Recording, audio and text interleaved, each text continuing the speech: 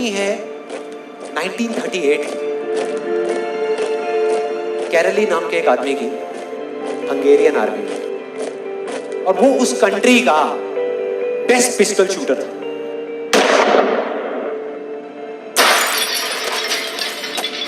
जितनी भी national championships हुई थी उस कंट्री में, उसको वो जीत चुका था। और सबको ऑलमोस्ट कंफर्म था कि 1940s में जो ओलंपिक्स होने वाले हैं उसमें गोल्ड मेडल केरली को ही मिलेगा। और उसने सालों से ट्रेनिंग करी थी।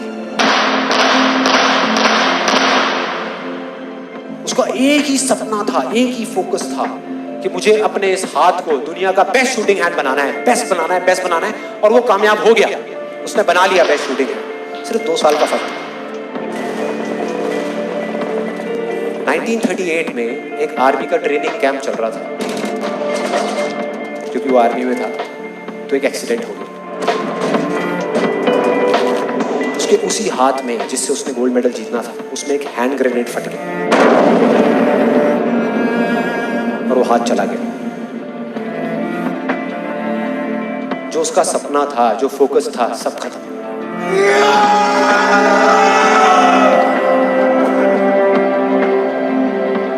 उसके पास 2 रास्ते थे। एक तो ये कि वो बाकी की पूरी जिंदगी रोता रहे और कहीं जा करके छुप जाए, या अपना जो गोल था जिस पे उसने फोकस किया हुआ था उसको पकड़ करके रखे। तो उसने फोकस किया उस पे नहीं जो चला गया था, जो उसके पास नहीं था। उसने फोकस किया उस पे जो उसके पास था।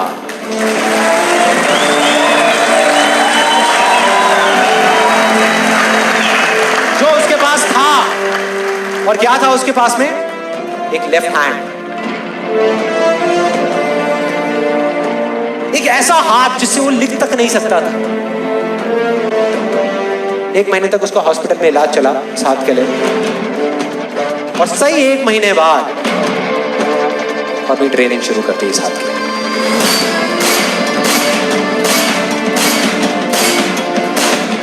ट्रेनिंग के 1 साल बाद, मतलब कि 1939 में वो वापस आया। नेशनल चैंपियनशिप्स हो रही थी वहीं पे हंगरी में, और बाकी भी बहुत सारे पिस्टल शूटर्स थे वहां पे।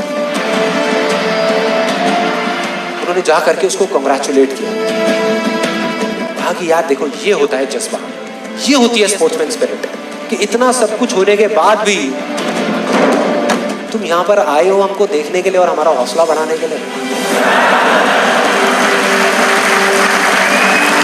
किसी को नहीं पता था कि वो 1 साल से अपनी ट्रेनिंग कर रहा था लेफ्ट हैंड की। और उसने जवाब दिया, मैं यहां पर तुम्हारा हौसला बढ़ाने नहीं आया, तुम्हारे साथ कॉम्पीट करने आया हूं, तुमसे लड़ने आया हूं, तैयार हो जाओ। और कंपटीशन हुआ। बाकी सब वहां पर जितने भी लोग थे वो कॉम्पीट कर रहे थे अपने बेस्ट हैंड से। ये कॉम्पीट कर रहा था अपने ओनली हैंड से, ओनली हैंड से। कौन जीता? The man with the only hand, केरली जीत गया। लेकिन वो यहां नहीं रुका। उसका गोल क्लियर था कि मुझे इस हाथ को इस कंट्री का नहीं, इस पूरी दुनिया का बेस्ट शूटिंग हैंड बनाना है। उसने अपना सारा फोकस उठा करके डाला 1940 पे, जब ओलंपिक्स होने वाले थे। लेकिन 1940s के ओलंपिक्स कैंसिल हो गए वर्ल्ड वॉर की वजह से।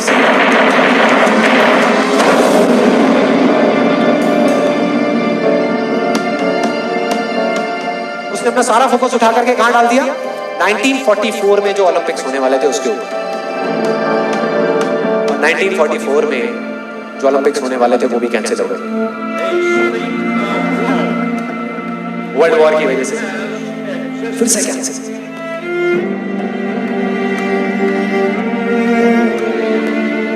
उसने अपना सारा फोकस उठा करके डाल दिया 1948 के ओलंपिक्स में। 1938 में उसकी एज थी 28 साल, 1948 में उसकी एज हो चुकी थी 38 इयर्स। और जो यंगर जो प्लेयर्स आते हैं निकल करके, उनसे कॉम्पीट करना मुश्किल होता चला जाता है। लेकिन मुश्किल नाम का ये वर्ड था ही नहीं उसकी डिक्शनरी में। वो गया, पूरे वर्ल्ड के बेस्ट शूटर्स आए हुए थे जो अपने बेस्ट हैंड से कॉम्पीट कर रहे थे, और ये अपने ओनली हैंड से कॉम्पीट कर रहा था। और कौन जीता? The man with the only hand.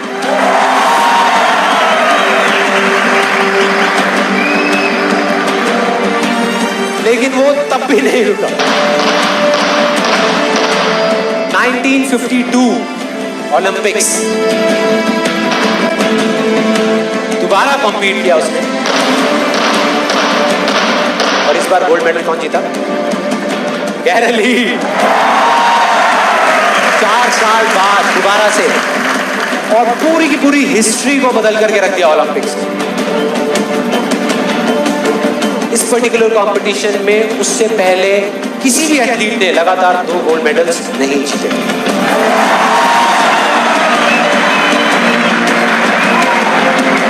अब किसी भी लूजर के पास चले जाओ, उसके पास लिस्ट होगी बहानों की कि मैं इस वजह से फेल हुआ अपनी लाइफ में, इस वजह से मैं कुछ नहीं कर पाया, बहुत लंबी लिस्ट है। और दूसरी तरफ विनर के पास चले जाओ, उसके पास में 1000 वजह होगी वो ना करने की जो वो करना चाहता है, सिर्फ एक वजह होगी वो करने की जो वो करना चाहता है, और वो कर जाएगा।